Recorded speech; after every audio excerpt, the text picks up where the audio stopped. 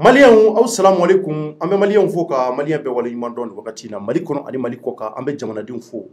ni wati na ka jamuka mandi ni o damne ne ni o cerno decrypte ko cerno ka wala ambe an kanuba be fo ka be wala yuma do ka irawla ka fo die dongo do jamukan abisigi awye ambe kuno funi bakuru bawta misigi korofo ka dongo do ka sababu ke an yɛrɛ ka wuli ka jɔ ye mun b'a to jamanadenw kunna bɛ se ka foni cogo mun na a bɛ se ka bɔ ko caman kalama ka sababu kɛ kunnafoni ɲuman n'a tɛ jamana min kɔnɔ ko jamana tɛ taa ɲɛ donc anw m'an seko n'an dama yira kɛ walasa hali bi aw bɛ se ka kunnafoni ɲumanw sɔrɔ an bɛ maliyɛnw fo mali seleke naani bɛɛ la ani minnu sigin bɛ nanzara jamanaw la arabu jamanaw fo ka taa bila afiriki jamanaw la an bɛ maliyɛn fo nin yɔrɔ kofɔlen ninnu bɛɛ la Côte d'Ivoire jamanaw fo ka taa bila Congo Kinshasa ninnu ni Afrique du Sud an b'aw fo a ka jamukan ni y'o daminɛ ni o ye ouverture média ye Thierno Decrypte ouverture média plateforme sanfɛ an b'a fɔ aw bisimila aw denkɛ ani aw balimakɛ yɛrɛ de don Thierno Ndiaye maliyɛnw ni waati na kunnafoni minnu b'an bolo an b'a ɲini aw fɛ a ka partager kosɛbɛ an yɛrɛ kanuba belebeleba dɔ y'an wele ka bɔ fo jamanajan dɔ la États-Unis ko don o don b'a fɔ k'an ka partager ko n k'o fɔli dabila ko sabula ko an ka jamukan lajɛmɛ ka ban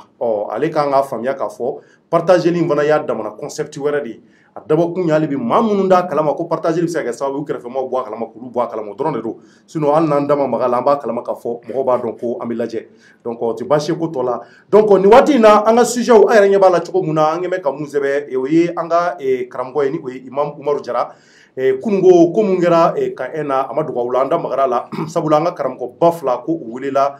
Ansar Dini cɛden dɔw fɛ donc a kuma kɛra ka dugu minɛ kunun an yɛrɛ y'a ye donc an bɛna kuma a kan nka an y'a ye k'a fɔ ko Imam Umaru tun bɛ kɛnɛ kan donc o kɛlen o kuma de ye dugu fana minɛ maaw dabali banna ko sabula Imam Umaru ko an ka Mali ministre don donc n'ale yera yen a bɛ n'a fɔ Asimi Goyita bɛ yen a bɛ n'a fɔ Shogel bɛ yen donc kuma in yɛrɛ ka dugu minɛ f'an y'a ye an ka procureur fana ni o ye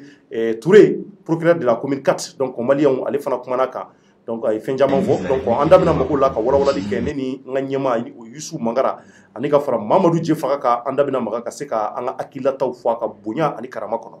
n'an tilal'o la sujet filanan o ye jumɛn ye maliyɛnw des personnes mal intentionnées ont dupliqué la page d'ouverture média o bɛna fɔ ko maa ŋaniya jugu maa minnu bɛ k'u ŋaniya ka jugu minnu bɛ ko wɛrɛ foyi t'u la ka maaw ka ko tiɲɛ ka maaw kari ɲɔgɔn na maliyɛnw u ye ko kana tugun dɛ an bɛ kuma ka don ko don bi fana an bɛna kuma kan an b'a ɲini an kanubagaw fɛ bɛɛ ka partager u ye ouverture média u y'a essayer k'u b'an ka page ni o ye an ka bɔlɔlɔ sira ye k'u b'a kale a kunjugu kan u tɛ se fiyewu an b'o de fɔ don o don n'an bolo bɛ Ala bolo u balama an senw na ko f'u k'an ka kulusiw bɔ an na u k'an ka ceinturew sama ka bɔ an na u k'an ka samaraw sama ka bɔ an na an ka sulew n'an ka kɛrɛfɛw nka u tɛ se a y'a f'u ye k'a fɔ k'a simantelen de don anw na maliyɛnw an kanubaw a y'a partager u ye kɔrɔfɔ fɔ ka ɲɛsin an ka Mali artiste dɔ ma ko docteur Kebo ko ko y'u sɔrɔ u n'a kanuba minnu dun bɛ maliyɛnw an bɛ Ala fo k'a barika da hali bi vraiment baara in a ma nɔgɔn nka an mago bɛ aw de ka kunnafoni na kosɛbɛ u taara ne yɛrɛ fana cɔrɔnɔ photo fana ta k'a bila ko ne bɛ wari caya ko n bɛ maaw ka nafolomugu caya ko n bɛ 4000 kɛ 8000 ye ko n bɛ 10 kɛ 20 ye ko ni 20 b'i bolo ko ne bɛ se k'o kɛ 40 ye tiɲɛ yɛrɛ la k'o bɛ yen donc ni y'o se tun bɛ cɔrɔnɔ yɛrɛ ye nin waati in na san b'a sɔrɔ jet privé tun bɛ n yɛrɛ bolo n tun bɛ jet privé kura kɔnɔ n b'a la ka taa n da dugu duman dɔ la ka yaala yaala nka a ye ko ye sa donc don o don an bɛ nin kunnafoni ninnu de mɛn minnu yɛrɛ b'anw yɛrɛ sen dan na nka an da bɛna maga la mun de kɛra exactement ne ni Yusu Mangara ani ka fara Jeff Jer ka premier ministre an da bɛna maga nin na ka walawala maliyɛnw o tɛmɛnen kɔfɛ hali bi an b'a ɲini aw fɛ a ka partager nka yan'o cɛ an b'a daminɛ ni an ba dɔ sera an ma yan ka sababu kɛ an yɛrɛ den dɔ o b'a bolo ka sababu kɛ bana dɔ b'a la ni o ye azumi ye ni o ye sinzanbana ye a ka juguman belebeleba de b'a la donc a bɛ ka kɛ jatigɛ yɛrɛ ale yɛrɛ bolo sabula se wɛrɛ t'a ye a b'an bolo yan nka denmuso in yɛrɛ a tɔgɔ ko Fatumata Male an da bɛna maga la ka walawala nka yan'o cɛ n bɛ ɲɛsin n ka marabolo ɲɛmaa ma a ka folikan bila rapidement jamanadenw ye yan'an ka don baabu kɔnɔ Jeff Jer i coiffé bɛ bi dɛ i ka butow bɔ mɛ bi tari baasi t'i la baasi foyi tɛ alhamdulillah folikan jumɛn b'i bolo Cɔrɔnɔ n bɛ an lamɛnbaga bɛɛ lajɛlen fo mɔgɔ mɔgɔ bɛ k'an lamɛn Mali kɔnɔ Mali kɔ kan an ka foli b'aw bɛɛ lajɛlen k'a f'u ɲɛna tuguni i yɛrɛ y'a fɔ cogo min na u ka jɛmukan ninnu u k'o partager kosɛbɛ u k'a partager parce que an balima dɔ ko k'an ka n'u fɔ a ye ne wele dugulada in na a diminenba Cɔrɔnɔ n'aw bɛ partageli fɔ kana partageli fɔ sa tu suivi non an bɛ partageli y'a lafaamuya a b'a faamuya o ye pour que olu fana minnu b'anw lamɛn ka c'est-à-dire k'a yir'u la k'a fɔ ko an hakili b'u la n'u y'a partager c'est comme si an fana ka considération dɔ fana b'u kan voilà sinon k'a fɔ ko lajɛlen an lajɛlen don an b'a dɔn voilà an b'a dɔn an lajɛ mɛ nka u t'a bon an b'a dɔn an lajɛ bɛ mɔgɔw bolo k'an lajɛ bɛ bon anw yɛrɛ tɛ jamanadenw de don fɔ de dara na voilà donc maliyɛnw an bɛ segin a kan a y'a partager bamanankan don a y'a partager c'est kumakan yɛrɛ jara mɔgɔ ye kosɛbɛ ni mɔgɔ ye ne don ko cɔrɔ a y'a partager ne yɛrɛ b'a fɔ a y'a partager walasa kɔlɔnjɛbakaw ka bɔ a kalama kɛɲɛbakaw ka bɔ a kalama ɲɔnɔkaw ni ɲorokaw ka bɔ a kalama ko mun kɛra donc a dɔbɔkun ye concept dɔrɔn de don donc sinon baasi wɛrɛ foyi tɛ donc nin waati in na an b'an ka sponsor fo di o fɔlɔ ye W7 an b'u fɔ k'u waleɲuman dɔn ka foli bila Magic Megastore olu minnu na ni américains ka dumuni dumanw ye ani u ka fɛn ɲɛnamaw u ka mɔniw ni o ye tɔgɔ dɔ yɛrɛ bɛ mɔni na u tɔgɔ dɔ fɔ a ma tan donc hakiliba t'a la tɛ y'a kɛ quaker voilà donc américains ka mɔni dumanw an'u ka siriw u bɛ na n'olu ye an ka jamana kɔnɔ ani ka fara tulu dumanw kan minnu bɛ an furumusow na an denmusow u ka butew bɔ k'an yɛrɛ cɛw fana ka butew bɔ k'an kɛ américain denmisɛnnin gɛnɛgɛnɛninw ye y'a ye donc an bɛ Magic Megastore an b'a baarakɛla bɛɛ fo k'a fɔ jamanadenw bɛɛ ka don Magic Megastore la an ka taa feerefɛnw d'aw bolo hakikaw don an bɛ foli lase savon dima fana ma ni o ye safunɛ mun mana k'a bɛ maa ka kurukuru ci k'a ban pewu k'i ka butew bɔ k'i ka zanvala fimaw ni zanvala jɛmaw k'a bɛɛ tunu ala ka barika don savon dima la ka Yarawali fana fo an bɛ foli bila o ye o y'an ka Mali taji ye maliyɛnw an bɛ foli bila an kanubaa belebeleba dɔ n'o ye Ja Istanbul la a bɛ Bamako yan maliyɛnw sɔnni Ja Istanbul bɛna bɔ anw ka jamana in kɔnɔ ka taa jamana duman na a n'an ka ɲɛmaa belebeleba ni o ye Buba Jara ye Tijara a Mali o bɛna an bila ɲɛnafin na k'u bɛna t'u da nazaraw ka jamana dumanba minnu b'a wele ko Istanbul la o dugu in de ka di kosɛbɛ étage jamanjanw bɛ yen neige bɛ jigin yen bɛɛ nisɔn ka di ye o wari bɛ sɔrɔ yen fana donc an bɛ Ja Istanbul fo ka waleɲuman dɔn n'a kɔni sera Istanbul ka ban a y'ale wele a bɛ se ka aw dɛmɛ aw ka feerefɛnw na a b'aw dɛmɛ a ka yaalaw la ka dugu ɲɛ jira aw la n'a bɛ fɛ ka sanni minnu kɛ a kɛra fini ye a kɛra biscuit ye a kɛra dumuni fɛn fɛn ale de bɛ se ka taa womisɛnninw jira aw la walasa a ka wariw kana tiɲɛ a ka nɛgɛjuru sira ye plus 90 537 821 01 44 n bɛ segin a kan plus 90 537 821 01 44 an b'a fɔ ka waleɲuman dɔn n bɛ n yɛrɛ ba fo ni o ye Zara Ndiaye ye ale ye n ba ye a b'an layɛ kosɛbɛ mɔrimuso don Segu kɔnɔ a ko k'a bɛ dugawu sama ye donc ale bɛ kɔlɔsi juruw sama don o don ouverture média an bɛ foli bila Zara Ndiaye ne ba don an b'a fɔ ka waleɲuman dɔn fo Segu Sikɔrɔ ani Balazado ka Wasolonka bɛ fo nin waati in na an bɛna don baabu kɔnɔ an b'a ɲini jamanadenw a k'a partager n bɛ segin a kan a y'a partager n'a bɛ se ka sɛbɛn fana a y'a partager ko bɛ dugu kɔnɔ bi dɛ ko de bɛ dugu kɔnɔ a ye Ule Diané wele ka na fo Brest a bɛ ouverture média fɛ a y'a fɔ ko bɛ dugu kɔnɔ Ule an kɔrɔmuso ngana don an ba ngana don an b'a fɔ ka waleɲuman dɔn Ule de Brest Ule Diané ka foli bila Wasolonkaw ye Yanfoyilakaw k'u k'a partager ko Cɔrɔnɔ ko ten an bɛ foli bila Musa Ba fo Ɲɔnɔ an b'a n'a ka cɛdenw fo a n'a terikɛw k'u k'a partager nin waati in na an b'a daminɛ an den na an denmuso la ni o ye Fatumata Male maliyɛnw an mago bɛ 100 ni 40 de la ka se ka Fatumata Male nɔgɔya an baw bɛ min an faw bɛ min an kɔrɔw bɛ min ala ye nafolo nɔgɔya aw minnu ye maliyɛnw Fatumata Male filan kɛrɛfɛ SOS pour Fatumata Male denmisɛnnin fitinin don a yɛrɛ ɲɛ b'a la a si ma san dan sɔrɔ fɔlɔ a woloba de sigilen filɛ an bɛna kuma d'a ma kɔrɔbɔrɔmuso don a ka bamanankan ma jɛ nka n'a y'a fɔ an ka tila k'a tarabaso Segu ka bamanankan na mɔgɔw b'a faamuya cogo min na donc o tɛmɛnen kɔfɛ Fatumata Male ko azimi de b'a la ni o ye sinzanbana ye a bɛ maa caman na sinzanbana kɔni ye bana ye mɔgɔw b'a fɔ k'a tɛ maa fasa nka a bɛ maa dɛsɛ fɛn caman na nka Fatumata Male denmisɛnnin don ko dɔgɔtɔrɔ y'a jira k'a fɔ ni furakɛli ma k'a ta la k'a ka ɲɛnɛmaya a bɛ danger la depuis o kɛra ko ba de sigilen tɛ fiyewu ba yɛrɛ ale tɛ baara ɲɛnɛma na nka a b'a cɛsiri cogo cogo Fatumata Male yɛrɛ ka ja filan bolo komi aw ɲɛ b'a la cogo min na a bɛ ka jira aw la fiɲɛko dɛsɛ de b'a la dɔgɔtɔrɔw ko nin appareil nin de kan ka san ka bila ba kɔrɔ hali ni dɔ ye gabugu k'a to gabugu kɔnɔ ko dɔ ka gabugu sisi dɔɔnin bɔra n'a tigi bɛ ka tigadɛgɛ dilan walima a bɛ ka jabaji dilan walima fakoyi n'o sisi bɔra a ka gabugu woni fɛ dɔrɔn ni Fatumata y'o sama dɔrɔn o ye Fatumata ni hɛrɛ faralen ye ni maa dɔ bɛ ka cigarette min walima ni mun b'a la ka diɲɛ wɛrɛ fɛn wɛrɛ min tuguni ko sisi b'a la ni Fatumata y'a sama ka bɔ ko y'a ni hɛrɛ de faralen ba de b'a cɛ don o don ka don n'a ye so kɔnɔ maliyɛnw an b'a ɲini aw fɛ a ka partager an b'an fana an ba wele yan a ba yɛrɛ b'an kɛrɛfɛ i tɔgɔ ani jamu Mariam Touré kɔrɔbɔrɔmuso san tari baasi t'i la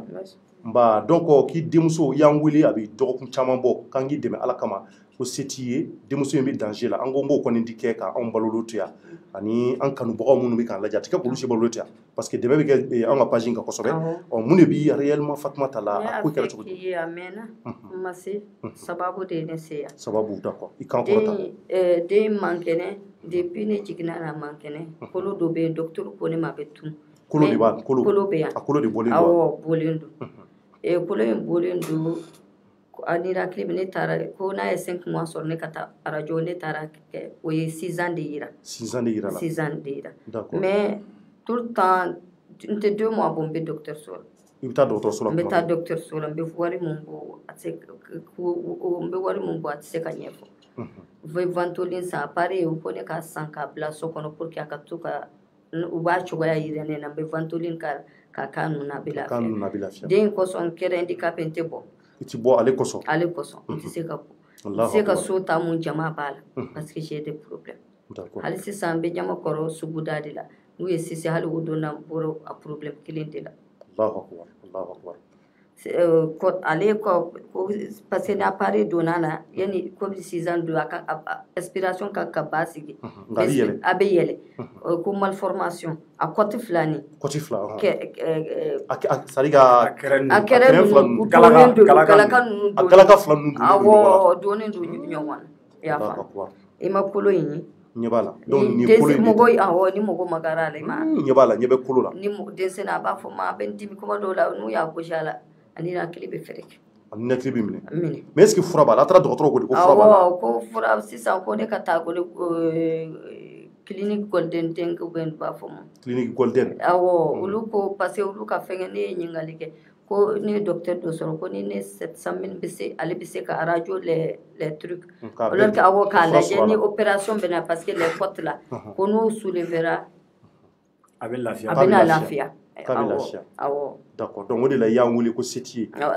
se tɛ ne voilà d'accord maliyɛnw nka a ka d'an ye ka se ka den ka fini bɔ nka an man ka bɔ ta publiquement c'est pas facile parce que hali an nana i ka secrétaire ye ventilo parce que a ninakili bɛ ka fɛ ninakili bɛ ka minɛ o duni an ka secrétaire yɛrɛ ye ventilo k'a la walasa fɛ ɲɛ t'a la n'i tɛgɛ da disi yɛrɛ la kolo yɛrɛ bɔlen don yan o tɛ nin kolo de ta nin ye a disi fɛn quoi d'accord donc maintenant an b'a ɲini hali bi an ba n'an faw fɛ ka se ka an bɛ n'i ka numéro bila maa minnu bɛ se ka dɛmɛ lase i ma parce que anw fana se mun b'anw ye o ye k'a lase dɔrɔn nka wari kɔni t'anw na anw da ye kumaba ye an b'a lase dɔrɔn quoi donc ala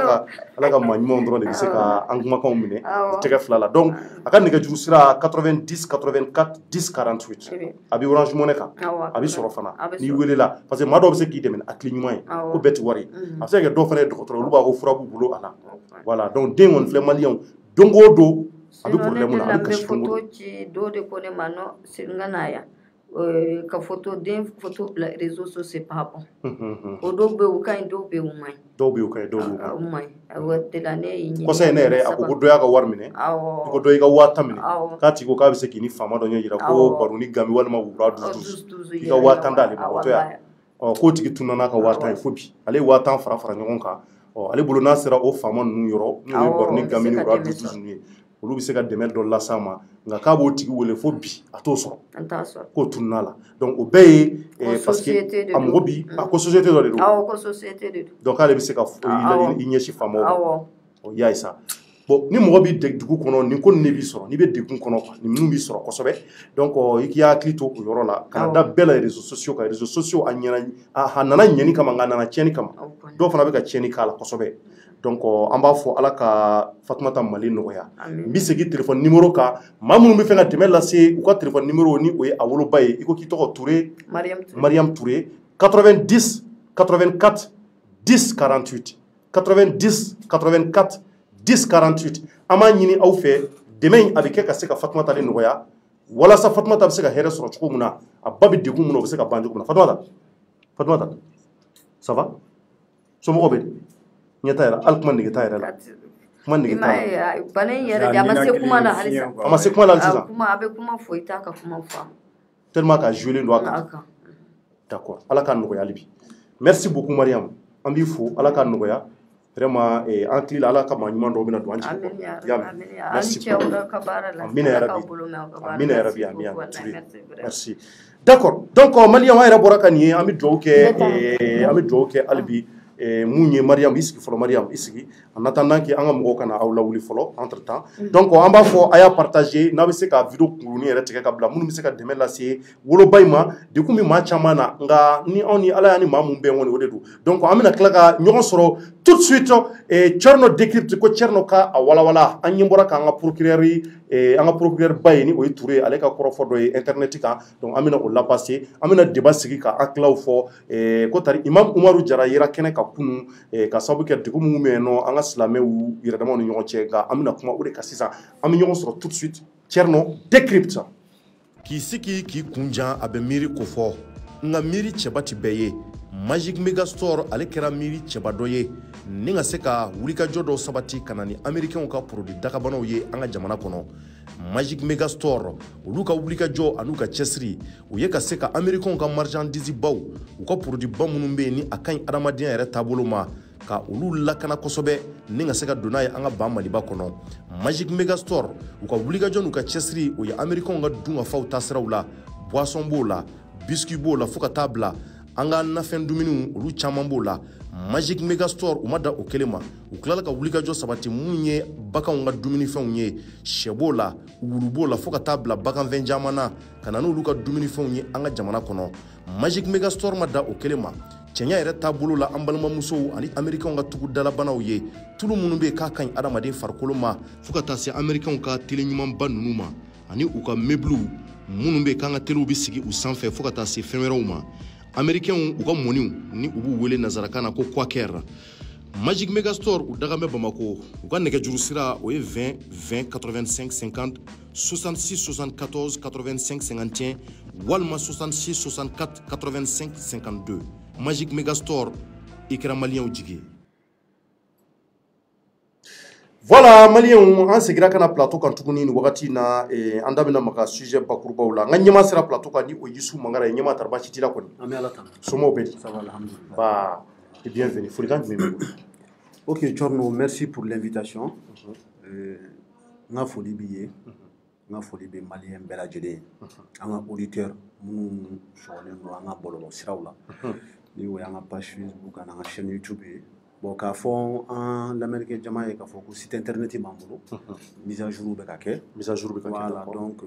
réseaux sociaux dɔrɔn tɛ, nous sommes un web média, un média en ligne. D'accord. Don nataw la ni Ala sɔnna ma an bɛna an b'an ka site bila. Donc inchallah mɔgɔw bɛ se ka taa information caman sɔrɔ a kan minnu tɛ hali bɔlɔlɔ siraw kan. D'accord. Voilà, donc n bɛ fɛ k'o précision di k'o fara. Ok.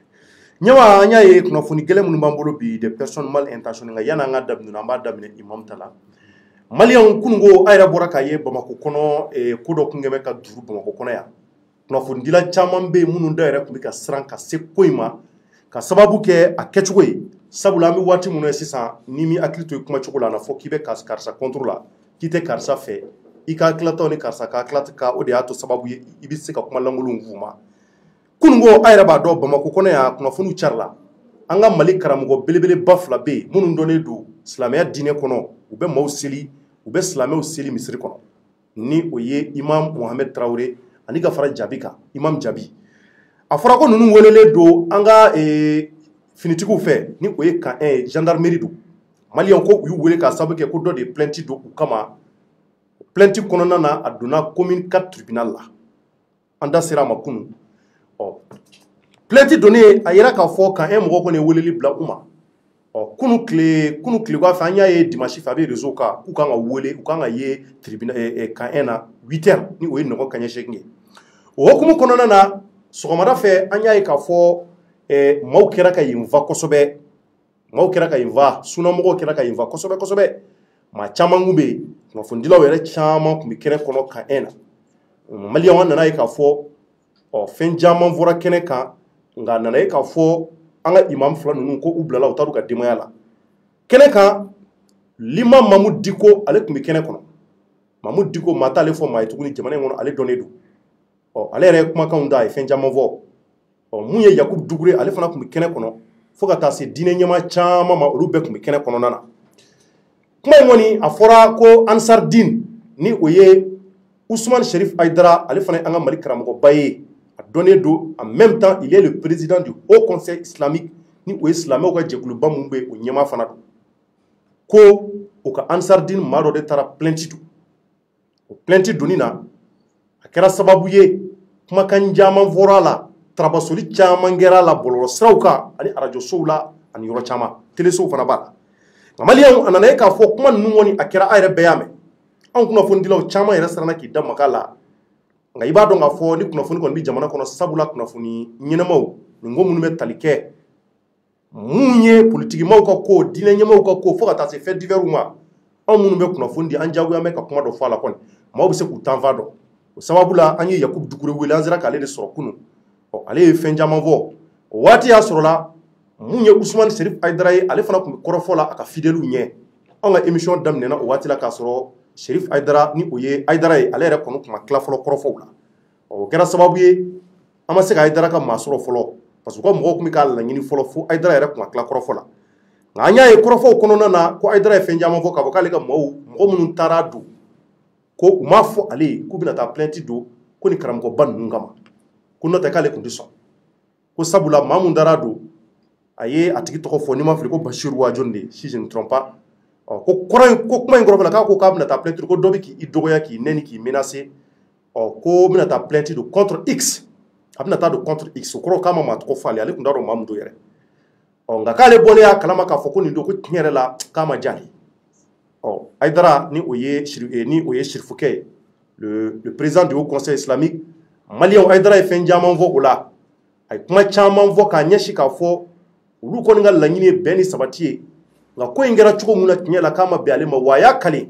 Ala la a y'a kali fɛn caman na a y'a kali silamɛ yɛrɛ taabolo la k'a yira k'a fɔ ko ale t'a kalama bi ale t'a kalama sini a ko in kɔni k'ale bɛna gɛlɛya k'a fɔ mun kɔni ye plainte o bɛ se ka retirer cogo na sugu bɛɛ ko sabula ko ni cɛ man ɲi silamɛw yɛrɛ dama ni ɲɔgɔn cɛ o hukumu kɔnɔ an yɛrɛ bɔra k'a ye maaw y'a ye k'a fɔ an ye Imam Umaru Jara yera kɛnɛ kɔnɔ ni ale ye an ka ministre délégué o yelen o fana ye maa caman dabali ban o fana kuma kɛra ka dugu minɛ tuguni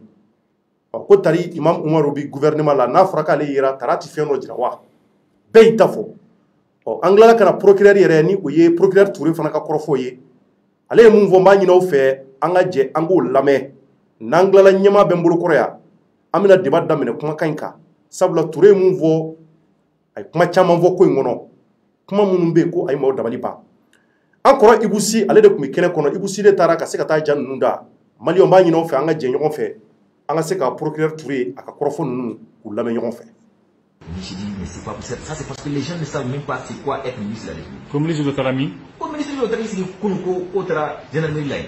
Tu te rends compte? Le Katamouké. 4 ans, nous, c'est mais c'est pas possible. On est dans un état.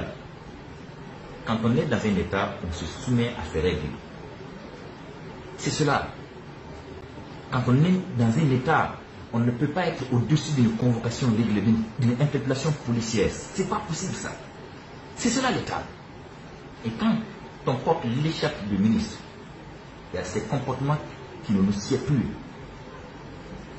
Ça, c'est ce qui arrive en fait quand on part prendre les gens dans la rue pour les nommer ministres. C'est ce qui arrive. Comment un ministre de la République peut quitter son bureau comme s'il n'a rien à faire pour aller s'arrêter devant une unité d'enquête et dire je suis venu soutenir X ou Y. Qui est plus défenseur de ses droits que ceux qui sont en charge des droits et libertés individuelles. Hein? Comme on l'aurait mis aux arrêts, on ne viendra que pour. Tu vois des histoires comme ça.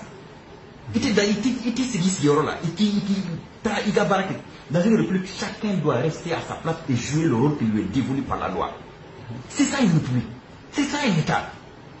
Quand on est dans un État, on doit s'inscrire dans le strict respect de ses règles, de ses lois. Donc, si on ne le veut pas, tu te mets en marge de la loi. Il n'y a pas beaucoup de familles qui en ce moment, eux, ils vont combattre l'État. L'État aussi va les combattre. C'est ça. Mais niveau qui est l'État qu'on connaît là, il est État Charia au bateau. C'est ça en fait. D'accord. Il sera mon pour combat contre. Je crois que c'est ça la force aussi de la religion musulmane. C'est-à-dire qu'un peu moins choqué trop na siga kakuma amignon fania. Alhamdulillah. L'union fania, ils se sont présentés des excuses. Et ils ont promis que l'Obeta ou la déclaration de l'Obeta pour que la famille dit ben ma kafou atteindre kumbo. Dîner kokole ayi ala kan kishamba. Encore que en manquant que seigneur maire ko dîner kokole ayi na asran ambete dîner kelin là d'accord mais ambete dîner kelin là. Franchement c'est que les manions c'est qu'en tika famille famille femme sendo de camp. Malien wakili la bora ka procureur Touré ka korofo lamé abolima fait Touré ndimime ko sobede parce que ko nuna ay kuma caman fɔ ka taa ka ɲɛsin de fait que ministre Touré yɛrɛ ministre procureur Touré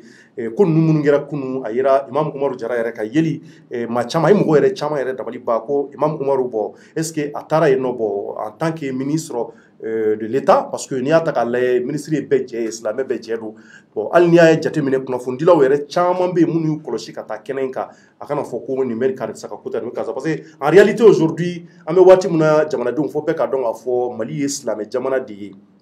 n'i ko silamɛ a fɔra a ma fɔ ko sunamɔgɔ a ma fɔ ko nin ka ko tɛ silamɛ jamana de don o de fɔra wa k'a ye k'a fɔ c'est ko laïque don c'est un pays laïque ça montre que bɛɛ bɛ se k'i ka religion pratiquer yan nka k'a ye k'a fɔ fɛn futinɛni dɔ ka don ala k'an kisi silamɛw ni ɲɔgɔn cɛ a cɛ man ɲi mais an bɔra ka leader fila bɛɛ ka kuma mais an ye imam Mamu Diko ka kɔrɔfɔ mɛn ka tila ka Hayidara fana ka kɔrɔfɔ mɛn kuma ninnu bɛɛ b'a jira k'a fɔ ko maa si kana mɔgɔ jaabi bɛɛ k'i tɛgɛ dusu ka foyi tɛ ɲɔgɔn faamuyalibaliya don mais maintenant kuma bɛ mun nɔfɛ o ye Imam Umaru Jara ka présence ye yen nɔ est-ce que kojugu don walima kojugu tɛ de donc an bɛna kuma o de kan sisan parce que kuma de kɛra ka dugu minɛ mais ɲɛsin ɲɛma ma rapidement ɲɛma an bɔra ka procureur Touré ka kɔrɔfɔ lamɛn Touré ye mun fɔ a bɔlen b'a fɛ yɛrɛ a diminen don n b'a bila guillemets kɔnɔ a bɔlen b'a fɛ mais a ye kuma caman fɔ i yɛrɛ bɔra k'a lamɛn donc e hakili la Imam Umaru Jara ka présence yen est-ce que kojugu don walima kojugu tɛ ou bien est-ce que fiɲɛ dɔ yera la ok Thierno n b'i fo k'a f'i ye k'i ni ce i ka invitation na an bɛ hakɛto kɛ ɲini kɛ mɔgɔw fɛ kubaro kuma ma nɔgɔn n'an filila kuma la o ka yafa an ma an ye denmisɛnnin halisa donc n bɛ se ka mun fara i ka kɔrɔfɔ kan o ye premièrement n bɛ fɛ ka yɔrɔ dɔ latile je ne pense pas ni Imam Mamu Diko tun bɛ kɛnɛ kan ma da la a tun tɛ yen nɔ je crois que u bɔlen kan un na u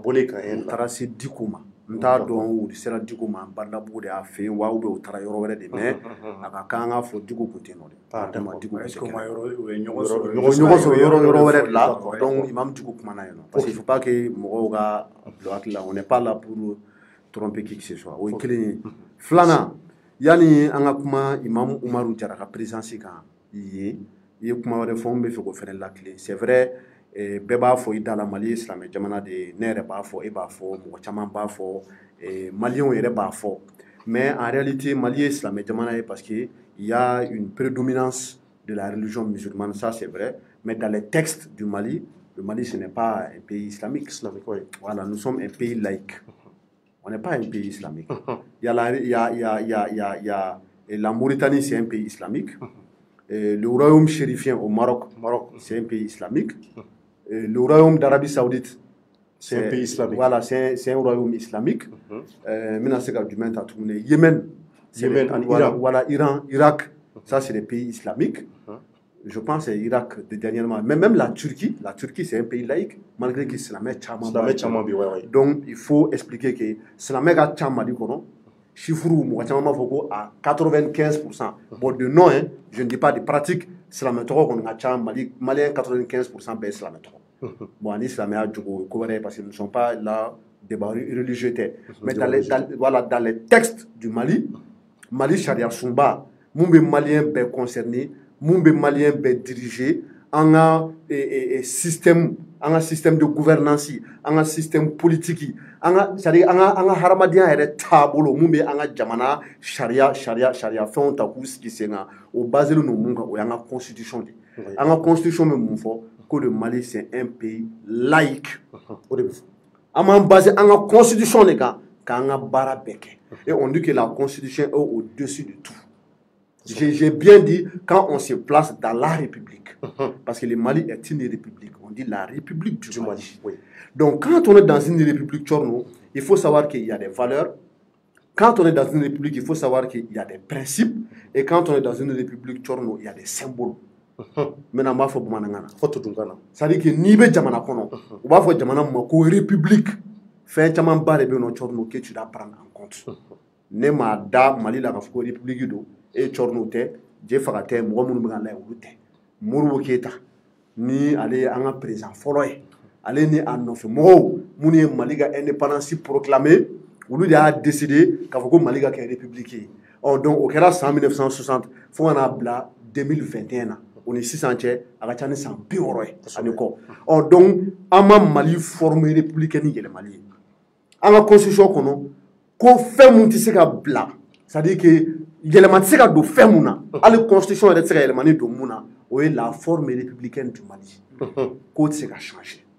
fo tse ka yelema fo tse ka yelema fo n'a yɛrɛ bɛnna ka don na ka fɔ bon ok donc an bɛna charia bila an ka jamana kɔnɔna la an bɛ constitution galon ka bɔ yen nɔ donc dorénavant kuranɛ bɛ constitution remplacer mais pour le moment o ma kɛ fɔlɔ donc an bɛ a danganiya k'a fɔ 92 maliyɛnw bɛnna fɛn mun kan o ye constitution de février 92 n'o y'an ka charia sunba ye an bɛɛ bɛnna kan k'a fɔ ko chrétienw somaw minnu dalen tɛ ala la silamɛw budaw hindous olu tient la non comment dire mais il y a des non il y a des olu tient non Thierno a bɛɛ bɛ se ka na Thierno ça peut venir on ne sait jamais e silamɛ a bɛ se ka kɛ a dɔw bɛ yen yɛrɛ mais bon Mali fana ka bon i ye silamɛ den ye awɔ kosɛbɛ dɛ Thierno Aliou o ye silamɛ tɔgɔ de ye Thierno n ye silamɛ hali su na n bɛna sun parce que sini mɔgɔw kan ka sun n bɛna sun bi très bien ne ye Youssouf ye silamɛ tɔgɔ don c'est à dire que Nabila Youssouf tɔma n ye silamɛ den ye n yɛrɛ ye silamɛ ye kosɛbɛ Mohamed sallallahu alaihi wa sallam ah jɛfaga et salut sur lui ale fɛnɛ silamɛ tɔgɔ an ka prophète tɔma voilà diɲɛ dara maa min kanu na exactement an bɛ place bɛ république in kɔnɔ i n'a fɔ Jean Paul Marc Joseph u place bɛ yan nɔ i n'a fɔ minnu fɛnɛ dalen tɛ ala la ni bon entre guillemets a bɛ se ka kɛ ngolo tɔgɔ dɔ don minnu dalen don ala la dɛ mais an b'a dɔn bamanan tɔgɔ ninnu caman cɛfin ngolo olu bɛ place bɛ république in kɔnɔ donc Thierno c'est à dire que a constitution b'a fɔ k'a fɔ k'an bɛɛ ye kelen ye sariya ɲɛma c'est pour que danfara kana don mɔgɔw ni ɲɔgɔn cɛ pour que bɛɛ ka se ka mun b'i kunkolo n'i kan cɛ i ka diinɛ i ka se ka pratiquer a y'i ja cogo min na bon n'an taara ka bɔ la Thierno les valeurs de la république Mali la il y a les valeurs ici dans notre république an ka société de culture b'a la an ka histoire bɛ yen nɔ valeurs b'a la o valeurs ninnu kɔfɛ Thierno il y a des principes qui gouvernent la république du Mali o principe dɔ ye mun ye o ye indivisibilité indivisibilité o kɔrɔ ko Mali tɛ tila n'i y'a ye bi bi in na Kidal bɔlen don Mali taaya la sira dɔ fɛ et que Mali zone dɔw bɛ yen nɔ État ka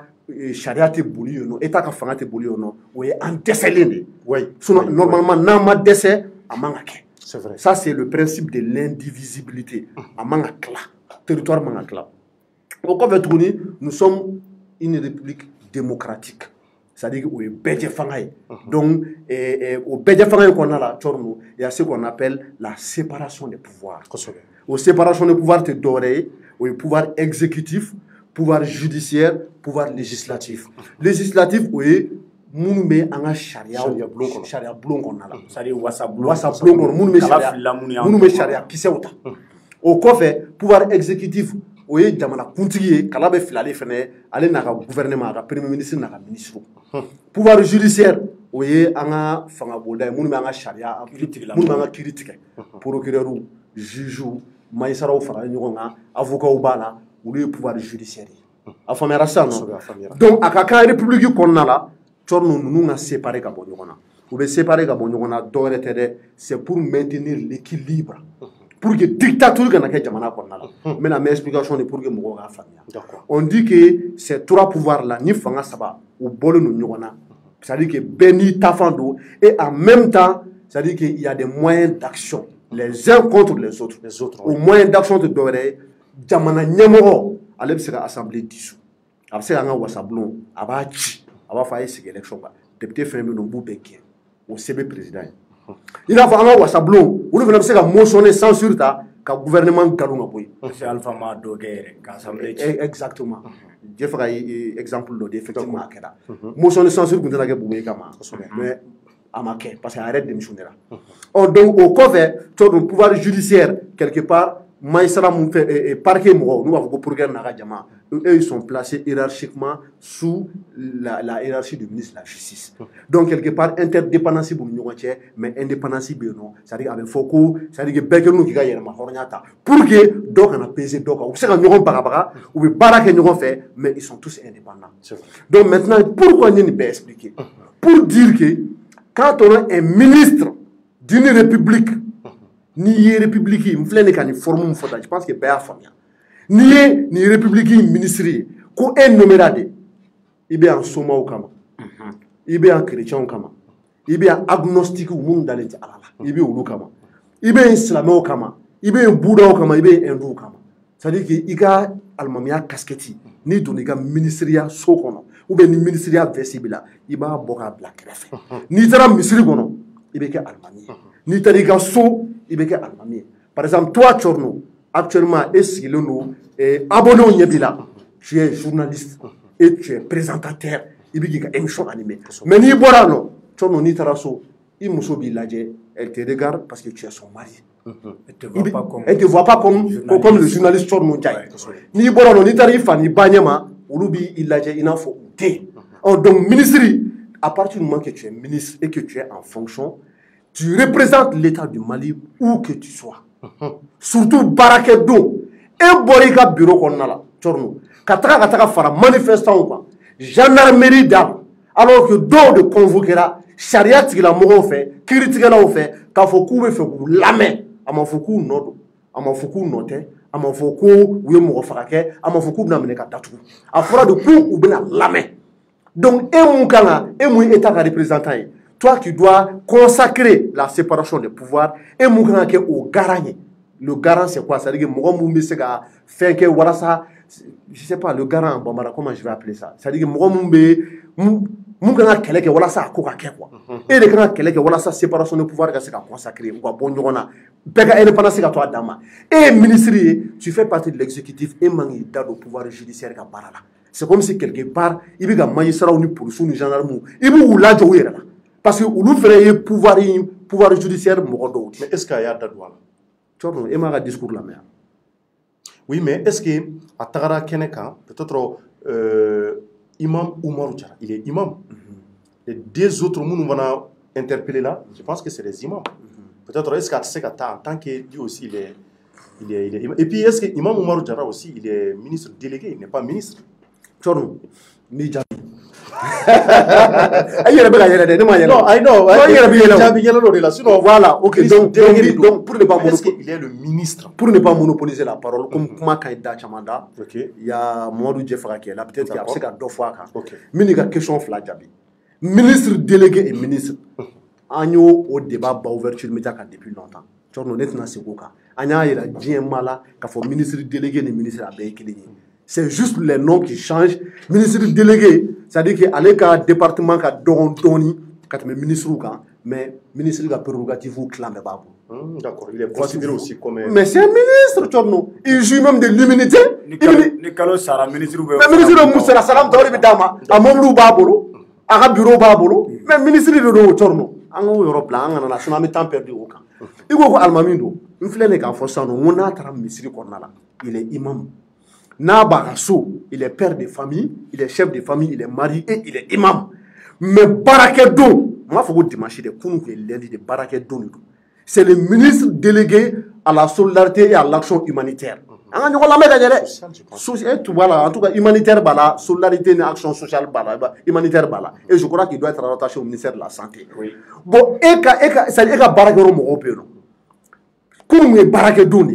dosso Kachatabalika. Et qu'on bébla, qu'on oublie qu'à travers un an, Benyana, il faut faire qu'on y assimi volé, qu'on a choqué volé, qu'on a solution nina. Et Imam Oumar Diarra, c'est lui le ministre des Affaires religieuses et du culte. Mais mon ministre de Soto, on a dit qu'on tableau. Au ministre de Soto, Imam Oumar Diarra est au ministre d'A. Ce n'est pas le ministre des Affaires religieuses et du culte. Mais attends, non, mais il y a quel ministre? Mais vous voulez nous confier ça? Oh, mais on est ça dit que. Où t'es nous ça là? Mais on a déclaré que le ministre de Soto n'a pas fait. Ah, le ministre de Soto a rattaché au ministère de la Santé de la Tchorno, qu'il y a aucun de mes affaires quand il y a non, sur ni d'un d'or comme banana. Ou n'a fort de demain d'or comme ou bien action humanitaire d'or comme donc les frères be ejini na san Tchorno action humanitaire de comme quand il y a ou tu as fouradi de la gendarmerie ou bien ça docteur de la coupe ta pigiri que là. Donc il faut arrêter à un moment donné. C'est bien de poser. Donc toi tu penses que moi je ne devrais pas être là-bas? Moi je ne pense pas. La preuve en est que moi je ne suis pas le procureur Touré. Et Touré Boraka Fambege Mangaï. Comme ni ministre et fin d'obéno et kana sonake. Tchorno ni te ministre ka baraye. Ni te ministre ka baraye Tchorno. Et puis à aller assimi wole ko ka shogel wole on va vérifier. Non, on a assimilé Shogel, on va vérifier. Non, mais on va vérifier non, on a. Est-ce que Shogel Kunglo ba Kanala Chukuna? Est-ce que la manière de assimiler lui-même, il est averti? Conseil Imam Oumarou Fenelao. Est-ce qu'il devait être présent là-bas? Il y a un ministre qui est là pour ce département. Au ministre, M. Aouli Kan Baraïke. Et bien, on a le premier fait à Bain Sabatou Ndoukotier. Il y a une délégation de Ouli. dɔ ci Haidara ma dɔ ci mɔgɔ dɔ ninnu ma sunamɔgɔw ma i k'a f'u ye vraiment Mali bɛ niveau min na an mago tɛ diinɛ kɛlɛ la a ye bɛn aw ni ɲɔgɔn cɛ mais e bɛ wuli ka taga non vraiment n tɛ alimami wele yɔrɔ ye alimami y'a dɔn ka bɔra ta et puis gendarme an ka foli b'u ye u ye nin mun kɛ tan nin ɲɛna u y'u bila mais non tu es ministre de la République tu n'es pas imam tu es ministre de la République Tchorno. Donc ni a bɛ fɛ ka continuer ka imamuya la on a du respect pour lui il n'a qu'à démissionner et puis ne bolo a ye nin mun kɛ ta imam Oumar Dara il doit démissionner. Il doit démissionner. Moi, j'appelle à la démission de l'imam. Donc, selon toi, avant la solidarité, donc, parce que ici, il y a un fort. Je pense que, comment bi au de la, comment qu'il y a il y a depuis Djoudjara, en global, comment on a mon est-ce que imam Oumar Djara a kunganga yeni kenenka kum. Donc, au cas kanga yeni. Donc, au cas manga yeni. Anglala ka procureur Touré fana, anya fana ka korofa ambi foli blana ka substitut bay commune 4 tribunal là. O bi baara na jamana kɔnɔ a dɔnnen don ale fana bɔra ka kɔrɔfɔ fɔ ale yɛrɛ ye kuma mun fɔ a bɔlen b'a fɛ a dusu bɔn bɛ kosɛbɛ a ko vraiment ko nin jogo in man ɲi mais a bɛ fɛn caman yira parce que ko imam Umaru ka kɔrɔfɔ la ko ale ye Shogel wele k'a ye fɛn fana wele ni o ye Asimi ye bon n'o don a bɛna fɔ peut-être que bon olu ka ye o kɛnɛ kan bon n'i y'o mɛn dɔrɔn i b'a fɔ donc a dun fɔra ko non 10 secondes moi j'arrive je termine avec Yafama non tu as 10 secondes ne Asmini Shogel y'o kɛ o kɔrɔ ko le ministre des affaires religieuses et du culte ou jɔra o la hali o k'a ka baara bila donc Imam Oumar Diarra bɛ bɔ a ka département na ka to ka baara ka place la Tchorno il faut arrêter s'il te plaît mun bɛ fɔ o yɔrɔ non mais j'arrive parce que souvent yɔrɔ dɔ bɛ ne ma sɔn c'est à dire que ne fɛn ka mun dɔn imam ni yɛrɛ Umaru Diarra tɔgɔ mɛn avant qu'il soit ministre c'est un imam o kuma a man ka taa solidarité se a yɛrɛ imam tɔgɔ ma a man ka y'olu ka kɛnɛ kan. Bon, Tchorno, c'est-à-dire, je pense que Nyemo est fin chamanfo, je suis fin chamanfo, mais Eboraga Moufo sans Kafoko, Akumangaya, Akeneka, parce qu'il est imam. C'est vrai qu'il est imam, mais Tchorno, à partir du moment où Nia et Morobo ou Nyeshi imam Mapi, imam Oumarma, allez qu'elle monte imam Yekenenka, imam Goïta Koumbe, et Ousmane Soli Koumbe. Est-ce que Eye Mougoye Mouromia Foko Waiko, Nouye Imamouye, Koukmangaya Keneka? Ulu yera kenekan ulu ye imamu yo mais est ce que moye ça dit que moye ulu ga présence moya foko ulu kumanga ya kenekan mo mo fo mais muna moye tege nyesi imam Oumar Diarra parce que imam Oumar Diarra est ministre di n'a fɔra qu'il est ministre ye o koro ka foko e ministre ye jamana den bela jele de tokola wa ko min kumbe ka waleya terrain kan kunu o te talike ale ka ministère kan de amata ye ka foko tara demeke amata ye ka fuka tara sadige mogo do be ko utara fura dila ou be mado mankene katara ka taga atila mo api amato kama atara kuma de parce que il est imam mais si na le beta kuma ko il est imam no do aka démissionner dro ka bon an ga gouvernement ko nala aka nga gouvernement itoy imam Oumar Diarra ne terke de do de ani ne kadi kosobe Tchorno mais jamana be ni na le bela jilen sanfé c'est dire jamana e fendo de il faut que mogo ko de famia. D'ailleurs, il y a un ministre procureur comme procureur diminendo.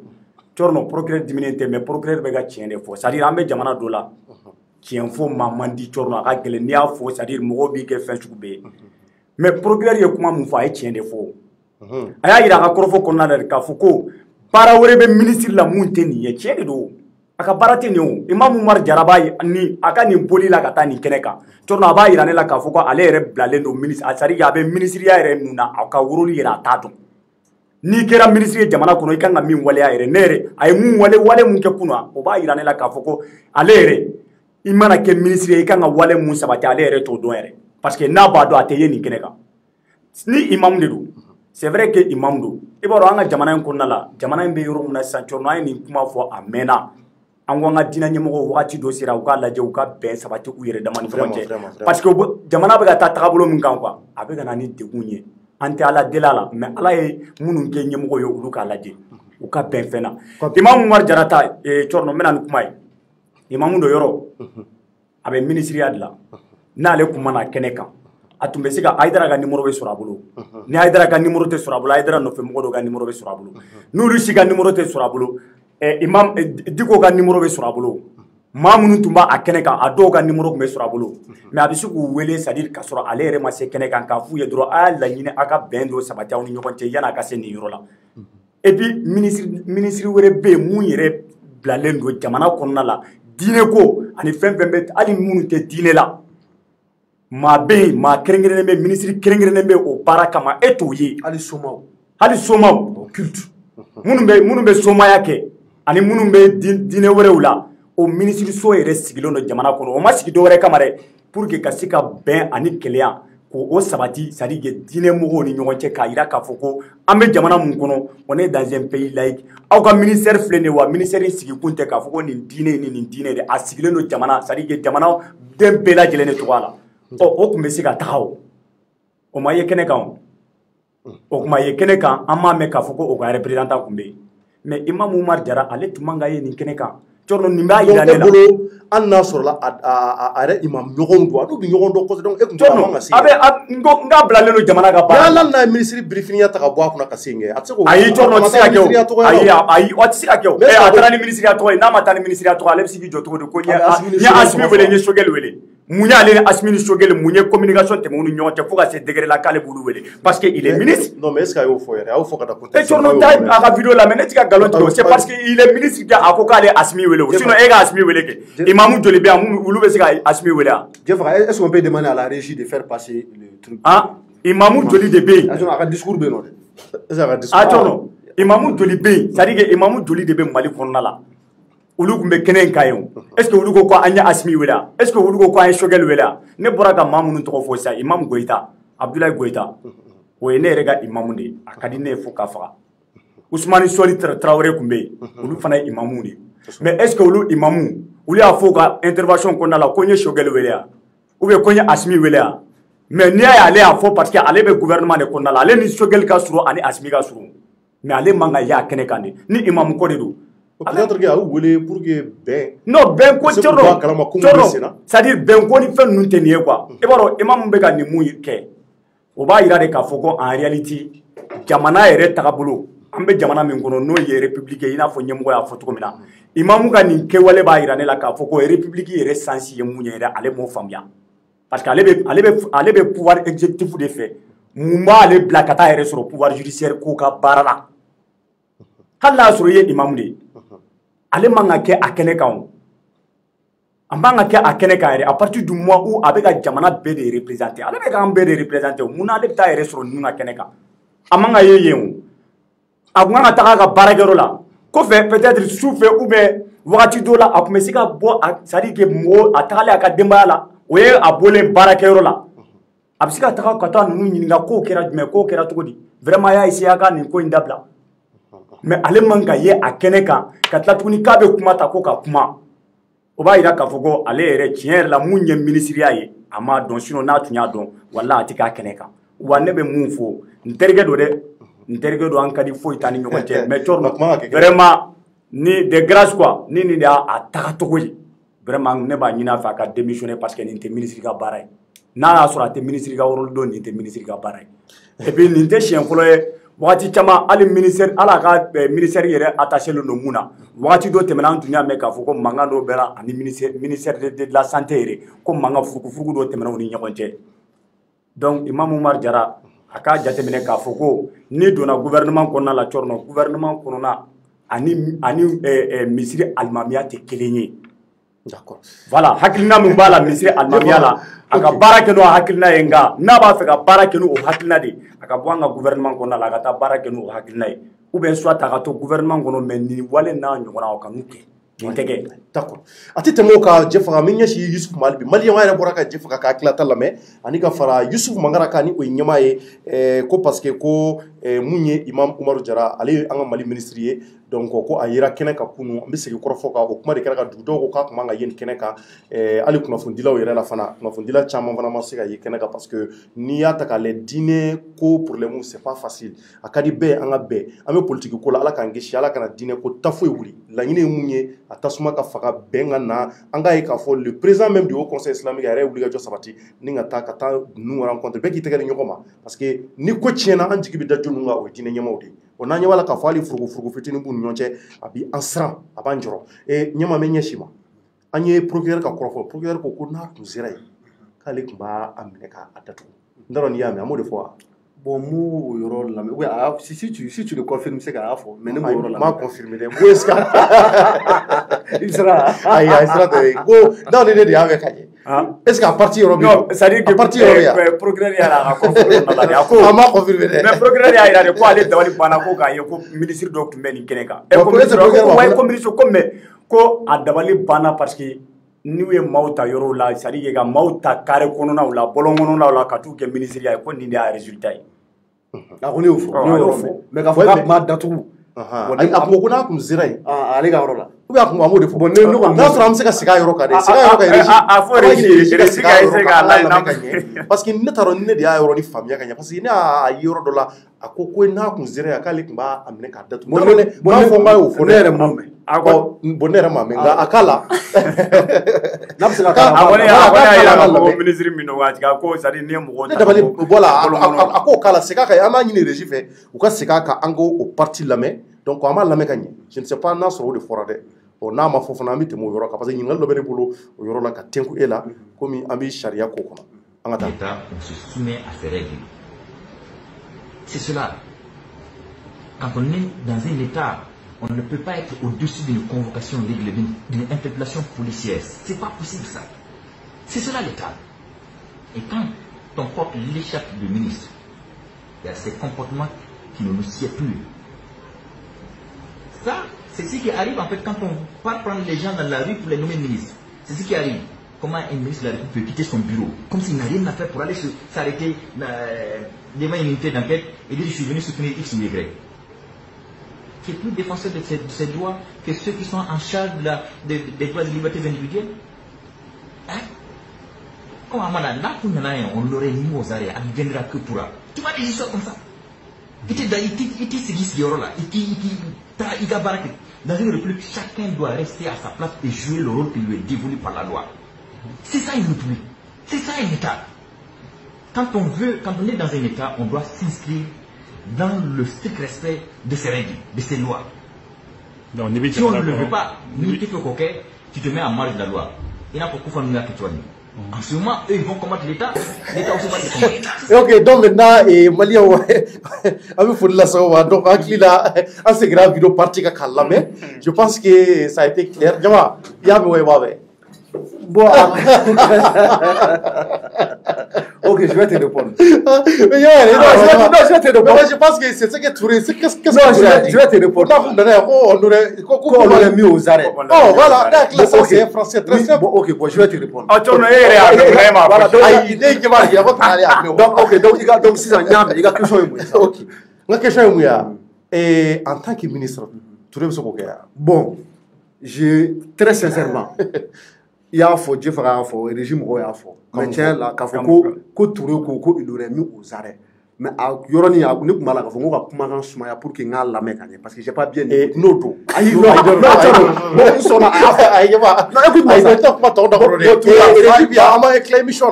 ama ngine reji ka siga ka nyama ay 2 minutes reji non ma job non video ba nyama kana tuma ta reji ama ngini fe reji ka siga ka nyama ka lame ka ni touré a fo yede ba fo ka ya fo na wa fo yiba ba ka ba about that ngala okay voilà about that ngala me okay donc reji ata anga sigi video ka nga parti la met comme ministre de Tarami comme ministre de Tarami sigi kunko otra general milay tu te rends compte le katamuke 4 ans, nous soutenons, c'est pas possible. On est dans un État. Quand on est dans un État, on se soumet à ses règles. C'est cela. Quand on est dans un État, on ne peut pas être au-dessus d'une convocation règle, d'une interpellation policière. C'est pas possible ça. C'est cela l'État. Et quand on porte l'échappe du ministre, il y a ces comportements qui ne nous sied plus. Ça, c'est ce qui arrive en fait quand on part prendre les gens dans la rue pour les nommer ministres. C'est ce qui arrive. Comment un ministre de la République peut quitter son bureau comme s'il n'a rien à faire pour aller s'arrêter devant une unité d'enquête et dire je suis venu soutenir X ou Y. Qui est plus défenseur de ces droits que ceux qui sont en charge des droits et libertés individuelles. Hein? Comme on l'aurait mis aux arrêts, on ne viendra que pour. Tu vois des histoires comme ça. Dans une république, chacun doit rester à sa place et jouer le rôle qui lui est dévolu par la loi. C'est ça une république. C'est ça un État. Quand on est dans un État, on doit s'inscrire dans le strict respect de ses règles, de ses lois. Donc, Si on ne le veut pas, D'accord. Donc maintenant, il y a qui là, c'est que la vidéo gagne Nyama Kala, parce que Nyama ko kale mame. Aha. Donc Nyama, non nyame san Ayo Akori. ko n'a kun sera olu ka yɔrɔ la ko on l'aurait mis aux arrêts o kɔrɔ ko n'a kun sera u kun b'a datugu joli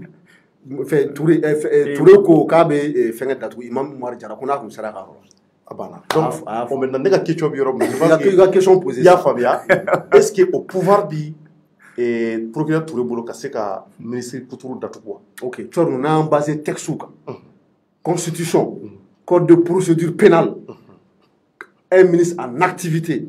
dans l'exercice de ses fonctions, parce que je considère comme un RECO ou un mot de fond, que Shogel ni Assimi ko, kulu ga solution ni ko na kale ou wele ko Assimi ni Shogel donc o président en premier ministre comme Abou le ga barala avec jamana don be ga barala mais président le premier ministre a nommé donc on considère que quelque part même si abora aka champ d'action kono aka prérogative o te dore de o humanitaire solidarité ani kenya ta fan fela Imam Umaru Jara ka baara o de mais ale di yɛrɛ bila ni baara in na parce que ale bolo ko ale Assimi ni Shogel wele k'u y'ale bila k'ale ka solution sɔrɔ nin ko in na donc quelque part n'i y'a interprété i bɛ se k'a fɔ c'est dans l'exercice de ses fonctions dans n'a ye ko o ko kɛ o la Touré tɛ se k'a datugu en tout cas a tɛ se k'a datugu tan c'est pas possible il y a une procédure spécifique mun bɛ a kama i b'a dɔn privilège de juridiction bɛ yen nɔ i b'a dɔn mɔgɔw tɛ kelen ye ministériya yɛrɛ hukumu kɔnɔna la constitution qui nous protéger immunité b'u kan donc quelque part pour que i ka se ka Imam Umaru Jara datugu k'a ye fɛn kɛ dans l'exercice de ses fonctions i bɛ haute cour de justice de sira ka jan quoi. o sira ka jan pour le moment o tɛ Mali la fɔlɔ donc Touré ni mun fɔ tan a b'a sɔrɔ a ka dalilu b'a bolo m'a sɔsɔ dɛ mais ne ma Touré sɔsɔ mais texte bɛ mun fɔ Il va Touré sɔsɔ. non mais texte bɛ mun fɔ OK. dans l'exercice de ses fonctions Touré tɛ se k'a datugu il faut qu'on soit clair a m'o fɔ yan nɔ foyi tɛ bɔ a la o y'an ka interprétation ye je pense que ni Touré ouais, mais a bɛ se ka kɛ dalilu dɔ non bɛ Touré bolo. ni procureur Touré yɛrɛ nin bɛ il va être d'accord avec moi lui-même c'est un bon juriste il est très bien il va être d'accord avec moi Imam Umaru Jara tɛ se ka datugu par le procureur i n'a fɔ procédure normale bɛ kɛ cogo min na waleya la wale mun ni a bɛ don dans l'exercice de ses fonctions kuma banna o yɔrɔ la j'espère avoir été clair Jawara. O don. A Chorno a ko ten. Jeli ko ten. Ɲɛma ko ten, ɲɛma ma fɔ ko ɲɛma bɔra k'a fɔ sisan ko n'a k'a tɛ se k'a datugu. Chorno ne bɛna non ni cas spécifique in na n'a bɛna voilà ni cas spécifique ne y'a et j'ai bien précisé dans l'exercice de ses fonctions ouais mais Youssouf ni Chorno b'a fɛ ka nin question poser ne kunna pour que ne k'a jaabi c'est très simple Chorno Touré de y'a fɔ sini i b'i ka micro juru ta i bɛ taa Touré ɲininka ko Touré est ce que i bɛ se k'a datugu nin na voilà ne ka réponse y'o de ye. OK, problème t'a la. An bɛna tila k'o fana kɛ mais je pense que komi ɲɛma ye droit de kɛ a ye droit sama ka se yɔrɔ cɛ o de y'a to a ye ɲɛma ɲininka nka ale fana b'a dɔn sira min a y'o fɔ a ko k'a bɛ se ka kɛ ko Touré ka dalilu b'a bolo. voilà a bɛ se ka kɛ dalilu wɛrɛ bɛ Dalilu Touré sɔrɔ voilà parce que mun tɛ n'i y'a ta k'a lajɛ sariya bolofaraw ka ca sariya kow ka ca kosɛbɛ Ko parce que hali Touré interprétation nalen mɔgɔ caman bɔra a kalama ka jaja procureur dɔ bɛ se k'a to yɔrɔ dɔ la ka maa dɔ wuli yɔrɔ dɔ la. Aïe, Caman t'o dɔn. attention, ça c'est uniquement en matière de cybercriminalité. Voilà. Faut préciser. Donc o kɔnɔna na an y'a ye Touré ye Jaba Sura wele bon Jaba Sura dun bɛ fɔ golf la an y'a mɛn cogo min na commune 5 na commune voilà je ne sais pas donc Touré bɛ commune 4 tribunal la a y'a wele mɔgɔw y'u yɛrɛ ɲininka mais kɔfɛ explication dira la mɔgɔw y'a fɔ i b'a dɔn donc o b'a yira don o don tulo bɛ taa kalanso droit la nka Touré yɛrɛ ye nin mun fɔ i y'a fɔ cogo min na bon a bɛ se ka kɛ a yɛrɛ ka dalilu b'a bolo o tɛ nka e kɔni ye i ta fɔ. Un ministre ne peut pas être arrêté par une procédure normale. Il n'a pas procédure mais c'est d'aller et Chornoani ne mangara kama par le procureur concernant des actes dans l'exercice de ses fonctions. C'est très simple. Non son ni Imam Umaru Jara n'a eu waleya kɛ mun bɛ tali kɛ a ka ministériya hukumu kɔnɔna la procureur tɛ se k'a minɛ tan. Ok, o faamuyara an ka tɛmɛ nin yɔrɔ in kan joona parce que kasara bɛ nin yɔrɔ in kan an ka tɛmɛ kasara yɔrɔ kan an ka tɛmɛ n'an ka baara ye kasara bɛ yɔrɔ o yɔrɔ an k'an bolo so o la o tɛ i ta fɔ i dara et puis tu as été précis donc je pense que o kuma faamuyara donc maintenant an bɛ taa sujet laban na maliyɛnw ni o ye des personnes mal intentionnées ont dupliqué la page d'ouverture média an b'a ɲini an kanubaw fɛ a ka nin yɔrɔ partager maliyɛnw a ye nin partager a ye fara an kan a k'a partager kosɛbɛ an bɛ segin a kan n'a bɛ se k'a parti yɛrɛ ta k'a tigɛ k'a bila yɔrɔ o yɔrɔ a y'a bila yen maliyɛnw nin y'a tile damadɔ ye anw bɛ to ka segin kuma dɔ kan don o don o ye ala y'an do baara mun na bɛɛ tɛ se ka k'i fɛ an bɛ tile ka kuma fɔ yan maa dɔw t'an fɛ dɔw b'an fɛ dɔw y'an faamuya dɔw m'an faamuya nka an kɔni y'a ye k'a fɔ n'i ye maliyɛn ta k'a lajɛ kɛmɛ sarada o kɛmɛ sarada maa minnu bɛ k'an ka ko ka di o de ka ca ka sababu kɛ an yɛrɛ bɛ baara ɲuman mun na jamana ye an b'o wale ɲuman dɔn kɛ an fana an baw n'an kɔrɔ n'an dɔgɔ ye minnu dalen don ouverture média la depuis kunu fɔ bi an b'u fɔ k'u wale ɲuman dɔn o t'a bali k'a fɔ minnu b'an fana an baw neni maliyɛnw k'an tɛ foli bulu ye nka n'u y'a kɛ an b'u bloqué dɔrɔn o de y'a to kalo o kalo n'anw y'an ka bloqué ta la n'an b'a sɔrɔ a bɛ 2000 la o de y'a to a ka gɛlɛn an ka se ka 1 million d'abonnés sɔrɔ parce que don o don an bɛ bloqué la maa 5 maa 6 kalo la an bɛ se ka maa 2000 sɔrɔ donc n'i y'a ye ouverture média dɛsɛra ka 1 million d'abonnés sɔrɔ foyi tɛ an bɛ bloqué de la an bɛ ka jɔnniw bloqué minnu ma mara minnu bɛ foyi t'u la faneni bali ni ka wali page kan ɔ sɔgɔmada in na anw wulila ni appel de ɲɛmaa welela téléphone kun ɲini ka na pɛrɛn ne yɛrɛ ka téléphone kun bɛna ɲini ka dayɛlɛ 2 ye an ka secrétaire mun ni o ka numéro ni a bɛ page sanfɛ o fana ka numéro kun ɲini ka na fara 2 ye an yɛrɛ ɲɛ bɛ ja la maliyɛnw sɔgɔmada in na k'a fɔ anw y'a ye maa dɔ de taara page dɔ bila sen kan ɲɛmaa bi yan an bɛna tila ka kɔrɔfɔ d'a ma ka taa sɛbɛn ko docteur Kebu ko ala ye ko dɔ se a n'a nɔfɛbaga minnu tununa maliyɛnw kuma in ka gɛlɛ ali da yɛrɛ la k'a fɔ ka sababu kɛ anw ka laɲini ti nin ye ka sababu kɛ anw ŋaniya ti nin ye ka sababu kɛ maa min ye nin ŋaniya jugu kɛ k'a dab'a kama ka docteur Kebu yɛrɛ kɛrɛfɛ maaw a n'a balimaw ka se k'u dusu kasi ka anw fana tɔgɔ tiɲɛ anw m'an datu ala ma ala k'a tigi kɔ jira fiɲɛ na ala ka fɛn yira a tigi la mun b'a ɲina ouverture média ni docteur Kebu kɔ maliyɛnw anw ka page an bɛ segin a kan nous on a plus de 500 000 d'abonnés n'a ye ouverture média ye yɔrɔ o yɔrɔ aujourd'hui pour créer une page c'est très facile o kɔrɔ walasa i ka page dayɛlɛ a ka nɔgɔn kojugu nka walasa i ka 500 000 abonnés sɔrɔ walima 100 000 200 000 il te faut des années 2 ans 3 ans tile kelen baara tɛ o b'a yira mɔgɔw bɛ dayɛlɛ de ka taa i ka yɔrɔ ka taa abonné o hukumu kɔnɔ page minnu bɛ yen n'u bɛ nin ko fasugu kɛ n'a y'a ye dɔrɔn a' ye taa abonné lajɛ a' ye taa lajɛ fɔlɔ ne ko ninnu bɛ maa joli la dɛ n'a y'a ye a tɛ tɛmɛ 600 abonnés 800 abonnés 1000 abonnés o kɔrɔ k'a dɛlɛla a ma mɛn kosɛbɛ maliyɛnw ouverture média anw bɛ yan kunnafoni ɲuman de dili kama anw bɛ yan ka se ka kunnafoni ɲuman de di wa anw bɛ yan ka se ka hɛrɛ de di anw ka laɲini tɛ ka bɔnɛ foyi yira jamanadenw na hali anw bɛ kunnafoni minnu fɔ ko karisa fatura wallahi an b'a di ka sababu kɛ parce que an b'a ye maa wɛrɛw y'a jɛnsɛn wa maaw bɛ da anw de ka kunnafoni na anw b'o di laban na n'an ma da la a bɛ se ka taa tɔw kɔrɔbɔ docteur Kebu a n'a kɛrɛfɛmaw k'u tunun bɛ a bɛ tile damadɔ bɔ an b'u sama dugawu la anw yɛrɛ ka wulikajɔ don o don depuis docteur Kebu tunna fo ka na bila bi la o ye an b'an ka autorité de interpeller u ka fara an kan bɛɛ ka fara an kan mun b'a to docteur Kebu ni Azizi ani a nɔfɛba ninnu u bɛ se ka ye cogo min na hɛrɛ ni baden kɔnɔ docteur Kebu yɛrɛ ka staff minnu bɛ Bamakɔ yan u bɔra ka communiqué dɔ bila a dugusajɛ an fana y'o communiqué kelen an seginna kan k'a fɔ bamanankan na maaw k'a faamuya ka tila k'a fɔ an b'u ka bila la su ani tile kunnafoni o kunnafoni bɛ yen n'a y'a ye a bɛ t'olu de ka page kan fɔlɔ olu fɔlɔ b'a jɛnsɛn fɔlɔ ka fɛnw fɔ k'an bɛ sɔrɔ ka kuma a kan maliyɛnw baasi foyi tɛ docteur Kebu a n'a nɔfɛbaw la kunnafoni mun n'a y'a ye a ma kɔn ka page kan anw ka page tɛ bi an ka page tɛ sini juguya kuma don an bɛ sigi a kan ɲɛmaa bɛ yan yanni n ka kuma di ɲɛmaa ma ɲɛmaa u ye ne yɛrɛ photo dɔ bila ko ne bɛ wari caya i kɛra béninois ye ko n kɛra béninois ye maa minnu bɛ wari caya ko ne bɛ 4000 kɛ 8000 ye ko ne bɛ 10 kɛ 20 ye ko ne bɛ se ka 230 ko k'o kɛ 260 ye u t'an bɛ tɔgɔ lankolonw sɛbɛn ka taa numéro kundɔnw k'a sanfɛ ko ne b'o kɛ ka taa ne photo bila kan maaw caman y'a ci n ma ɲɛmaa ne ko mun de bɛ nin kɛ exactement ok Thierno ne mɔgɔ caman i ka photo ci ne ma ani minnu kɛlen don k'i ka photo ta bazin violet tun b'i la a photo la kosɛbɛ je crois que mɔgɔw ɲɛ b'a ja la mɔgɔw ɲɛ b'a la ka wari caman ka montage kɛ ka wari caman bila a kɛrɛfɛ k'a ci ne ma bon ne ɲɛ sulen image in kan yanni ne ka texte kalan fɔlɔ ne ko ne tuma ko Thierno gagné euro million de la i b'a sɔrɔ ko Thierno gagné euro million na n ko donc n ko alhamdulilayi n ko an bɛna ouverture média datugu i b'a sɔrɔ an bɛɛ kɛra fɛn ye parce que n b'a dɔn i ye mɔgɔ ye i ŋaniya ka ɲi kosɛbɛ peut-être que n'i ye 10 millions d'euros sɔrɔ i n'o tila an ni ɲɔgɔn cɛ mais n donna n ye texte kalan ɲɛ b'a la ko Grand Marabout béninois ne yɛrɛ ne ye numéro in wele o ye Benin numéro dɔ bila n t'a dɔn ko Zokor wa tɔgɔ kuntan dɔ de b'a la ou bien n t'a dɔn ko maître Zopor ou bien motiri fɛn dɔ ne ye tɔgɔ kuntan in dan na ne ye numéro in wele mais n ma se k'a sɔrɔ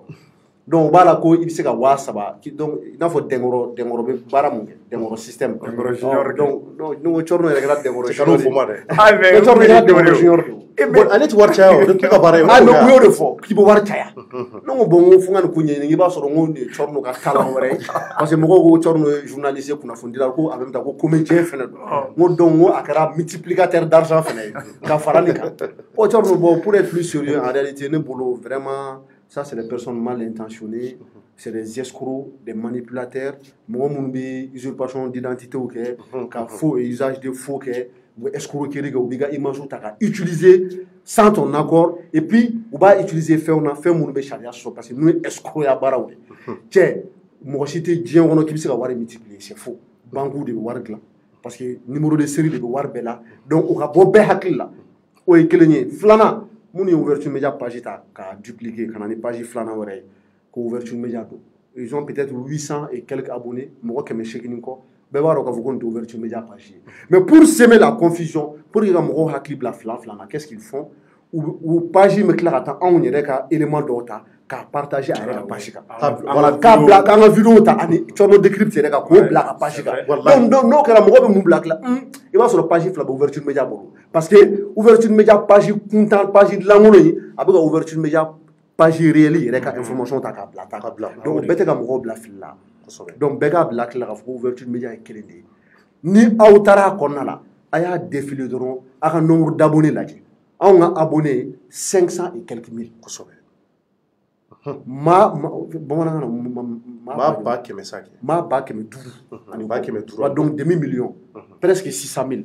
o de bɛ yen o ye kelen ye wa an bɛna layidu min d'an ka followers ma an'an ka abonnés an b'an ka page certifiée page certifiée tɛ dɔwɛrɛ ye signe bleu dɔ bɛ yen nɔ k'a kɛ i n'a fɔ V n'o bɛ page min kɔrɔ dɔrɔn o de ye page officielle o de ye page authentique ye i bɛ page officielle caman ye i bɛ gouvernement structure société ani mɔgɔbaw caman ka page ye u bɛɛ kɛlen don k'a certifié n'i y'a certifié i bɛ bleu y'a kɔrɔ je pense que bɛɛ hakili dalen don bɛɛ bɛ se k'o faamuya donc n'o kɛra confusion tɛna kɛ tuguni sinon pour quelle raison an bɛ taa ka taa information bila ko docteur Kebu fatura ou bien k'u y'u faga ni nin tɛ juguya yɛrɛ ni nin tɛ hasina ne ko mɔgɔ min bɛ nin kɔfɛ o tigi t'a bila hakili la k'a fɔ ko sini ma sinikɛnɛ ale fana bɛna fatu don la k'ale bɛ sa don la maa ŋaniya jugu de don ni e ye nin saya ta k'a kisi mɔgɔ ma ni condition na so a la mais n'i sara i bɛ taa mun fɔ ala ye ale b'a sa don dɔn est ce que ale b'a dɔn k'ale t'o sɛbɛnni yɛrɛ la n'ale bɛna fatu est ce que a tigi kunkolo ka ɲi il faut arrêter limaniya ka kɛ hadamaden na dɔɔnin et puis juguya yɛrɛ dan ye mun ye kati 24 n'o ye n yɛrɛ dɔgɔnin ye Amadu Cɛba u y'o de ka numéro ta ka t'o bila yen nɔ ani BT Media mɔgɔw tilenna k'olu wele k'a ye information bila ouverture média kan ko docteur Kebu k'olu faga ala ka kisi donc nin ye juguya de cɔrɔ an ka bɔ nin kɔnɔna la nafa foyi tɛ nin na kuma yɛrɛ tɛ ne da ka fara nin kan quoi vraiment nin ye juguya kisɛ bilen dɔrɔn de mais que les gens ne se laissent pas tromper a banna mɔgɔw k'u hakili to olu ka page signalé commentaire tun bɛ min bolo a kan cɔrɔnɔ commentaire min bɛ ne bolo o de ye k'a fɔ ko nin tɛ bali anw na quoi c'est à dire a ma bala na an welela kabiri sɔgɔma mɔgɔw y'an wele fan bɛɛ k'a fɔ ko an ye information dɔ bila d'abord ne yɛrɛ wulila n ye fɛn lajɛ dɔrɔn ne ko non k'u ka ouverture média in yɛrɛ sɛbɛcogo lajɛ parce que ouverture média an ka ouverture média ye majuscule de tout est en majuscule bon ni ninnu ta in minuscule de b'a la OM b'a la o y'a kɛ ni minuscule parce que n'i ko i b'a kɛ ni majuscule o b'a f'i ye ko compte in bɛ exister o b'o fɔ o ye kelen ye a filanan a tɛ bali ne la parce que nin t'u siɲɛ fɔlɔ ye ka nin kɛ cɔrɔnɔ n'i bɛ baara la c'est à dire ni mɔgɔw bɛ apprécier fɛn caman b'a la a ma diga an na mais sauf que information mun bilala a kan surtout que maa mun don maa mun n'a a kanunen don kosɛbɛ n'a fɔra k'a fɔ ko kumakan dɔ de bilala la n'a fɔra ko ouverture média kelen de bɛ yen bon mɔgɔw t'a jateminɛ i n'a fɔ ɲɛmɔgɔ yɛrɛ y'a fɔ cogo min na n'i donna a page kɔnɔ n'i y'a abonné ye déjà i b'a dɔn k'a fɔ ko nin t'an ka page ye et puis ninnu ye nin kɛ de pour que ka wari de ɲini parce que u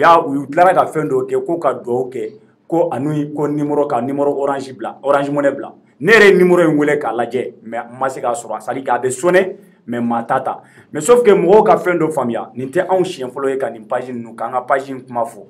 ni mɔgɔ hakili b'a la n bɛna mɔgɔ hakili jigin wagati min na ni M5RFP kɛlɛ tun bɛ yen cɔrɔnɔ u y'a ouverture média ta ka kumakanw maaw don maa ŋaniya jugu maa minnu tɛ anw fɛ maa minnu ka laɲini ye c'est à dire ka anw senkɔrɔma cɛ don o don ka anw da don kuma la an m'a ɲini maa si fɛ cɔrɔnɔ k'a fɔ ko c'est à dire an ka diya bɛɛ ye an t'a ɲini ka diya bɛɛ ye yanni i ka maa kɔniya ka se degré dɔ la a bɛ baara mun na n'i b'a dɔn k'a fɔ ko i tɛ se ka a ka baara n'i tɛ se ka encourager a kan togoya wɛrɛ ɲini c'est-à-dire i ka kɛlɛ kɛ o cogoya la nka kana taa fɛn ta k'a da la mun tɛ a sɔn ye wallahi M5 ko la o ye nin ɲɔgɔnna de kan na u bɛ taa page fu dilan ka taa Imam Mahmud Diko photo ta k'a bila ye ka kumaw dɔw sɛbɛn k'u bila kan ka partager fan bɛɛ lajɛlen k'a yira walasa k'an juguya don k'a yira k'a fɔ ko wayi an bɛ imam contre la an bɛ tan donc u y'a essayer k'o ɲɔgɔnna wɛrɛ de kɛ tan an bɛ mun fɔ an ka mɔgɔw ye mɔgɔ minnu b'anw lamɛn su fara tile kan u ka da la i n'a fɔ ɲɛmɔgɔ yɛrɛ y'a fɔ cogo min na Ouverture Media ye page kelen de page kelen de bɛ yen wa ni Ala sɔnn'a ma kunnafoni fɛn fɛn bɛ tɛmɛ a kan mɔgɔw ka da la ko ni kunnafoni fɛn fɛn n'u y'a ye n'a ma tɛmɛ an ka page kelen kan Ouverture Media tɛ a banna wa an bɛ a fɔ bɛɛ k'i hakili to i yɛrɛ la an bɛ bɛɛ fo ka bɛɛ waleɲuman dɔn BT Media ni o ye Bashir Cham ka yɔrɔ ye ale fana y'an wele u taara ale de ka numéro bila ale ye ne wele n'a tun ɲini kana kasi a ko grand frère a ye n dɛmɛ u ye ne de ka numéro bila ne y'aw ka information bila k'a fɔ n k'u bɛ ka nkalon ta ka d'aw la u ye ne ka numéro bila a ye n dɛmɛ donc u ye Bashir de ka numéro ta k'a bila kɔfɛ Kati 24 fana ale fana y'a partager u ye Kati fana ka numéro ta ka t'o fana bila tuguni donc u bɛ fɛn k'an kari ɲɔgɔn na de a y'aw hakili to aw yɛrɛ la foyi tɛ docteur Keb la alhamdulilahi wa an bɛ dugawu kɛ Ala ka segin ni docteur Keb ɲɛnama ye ka na anw sɔrɔ yan an bɛ dugawu kɛ su ni tile wallahi maliyɛnw nin ye mɔgɔ ŋaniyajuguw de ye maa min ye nin sɛbɛn ale yɛrɛ fana Ala ka fɛn yira la mun ma an ɲinɛ nin kɔ wa an bɛ le pays le journal le pays ni n'o ye an yɛrɛ balimakɛ Yanko ye a y'an wele k'a fɔ k'u b'an kɛrɛfɛ nin ko in na k'u fana b'an dɛmɛ ka kunnafoni jansi ani Figaro Mali ABC olu fana y'an wele ani CDR mɔgɔ caman fana bɛ yen olu fana y'an wele k'a fɔ k'u b'an kɔ nin ko in na vraiment nin ye juguya de ye an b'a fɔ Ala k'an kisi juguya ma Thierno bɛ foli lase maliyɛn bɛɛ ma Mali kɔnɔ ani Mali kɔ ka diɲɛ fantan ani naani fɛ an bɛ aw fo ɲɛmaa mun b'i bolo ka fara kan 30 secondes Aïdara mɔgɔ dɔw kunu dimina parce qu'ils ont pensé que an ka invité dɔ wele ka na n'o ye Yakubu Dukure walasa ka na fɛn fɔ Aïdara ma an tɛ Aïdara contre la an tɛ Diko contre la an tɛ Suna ko la an tɛ Wagabiya ko la an tɛ Malikiya ko la an tɛ Tijaniya ko la on est là pour informer les gens bɛɛ ka diinɛ c'est privé ça te regarde à côté donc vraiment Aïdara n'a ka mɔgɔ voilà bɛɛ silamɛ an bɛɛ an y'a kɛ an ye Aïdara ka mɔgɔw ɲini mais Aïdara tun bɛ ka déclaration dɔ kɛ a bɛnna n'an ka émission daminɛ o de y'a to an ma se k'a ka mɔgɔw sɔrɔ sinon an tun bɛna mɔgɔ bɛɛ wele mais malheureusement ma se ka mɔgɔ caman sɔrɔ a waati a kɛra ten sinon u ka yafa ma foyi tɛ anw ni maa cɛ wa an tɛ mɔgɔ contre la donc maliyɛnw an bɛ foli lase aw ma an b'a fɔ Ala ka Mali diya Ala k'an bɛn kelen ma an b'a fɔ an ka jamana hali bi Ala k'an kisi sitanɛ ma mais an b'a fɔ an yɛrɛ damaw Ala k'an bɛn kelen ma an bɛ o dugawu k'an yɛrɛ bakun ye don o don Thierno bɛ bɛɛ fɔ ka bɛɛ waleɲuman dɔn Mamadu Jifaga ale tun bɛ n kɛrɛfɛ ale ka fara ɲɛmaa kan n'o ye Yusu Mangara ye mun ye Ti Jara Buba Jara ale bɛ nɛgɛ karafe la ani ka fara Busta Sangare kan an b'a fɔ ye Ala k'an bɔ su la au revoir.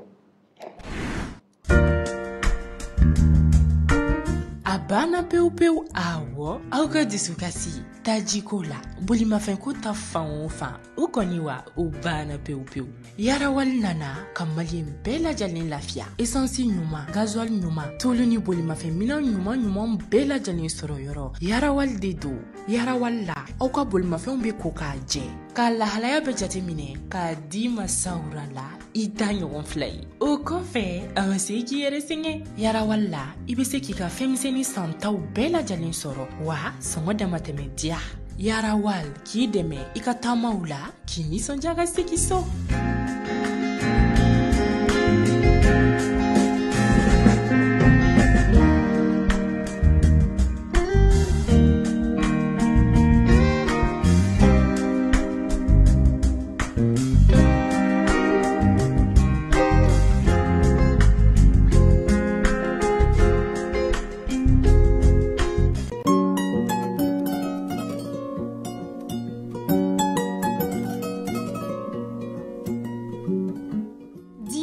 Société Sodima ka safinɛ kura gilannen de don awɔ kana aw lafiya a ka sokɔnɔ baara bɛɛ lajɛlen na fini nɔgɔko b'o la minɛ nɔgɔko b'o la fo ka taa se farikolo yɛrɛ saniyali ma safinɛ Dima a jɛnsɛnnen don Mali fan 14 bɛɛ lajɛlen na mɔgɔ minnu fɛnɛ mago b'a caman santa la u bɛ weleli kɛ 75 30 fu ani 51 safinɛ Dima safinɛw ka samba.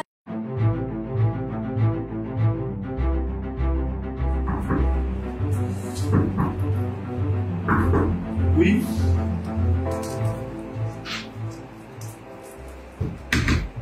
Bonjour, Charles. Bonjour, comment est-ce que vous allez? Monsieur Koulibaly. Ok, pardon. Monsieur Koulibaly. Merci. Je me rappelle, il m'a dit que là, je me rappelle. Ok. On a fait encore, on a fait un peu de temps, on a fait un peu de temps, on a fait un peu de temps. histoire de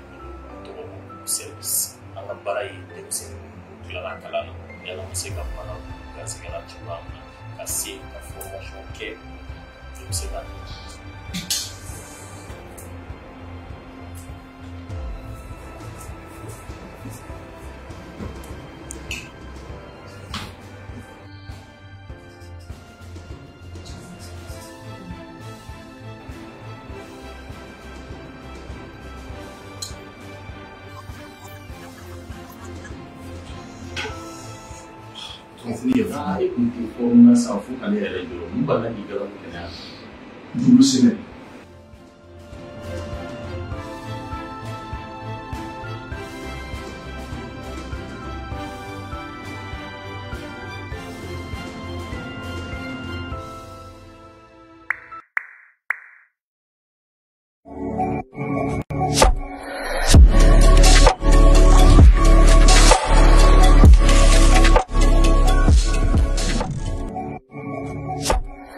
Intense Love, le nouveau parfum pour hommes et femmes by RJ Cosmetics.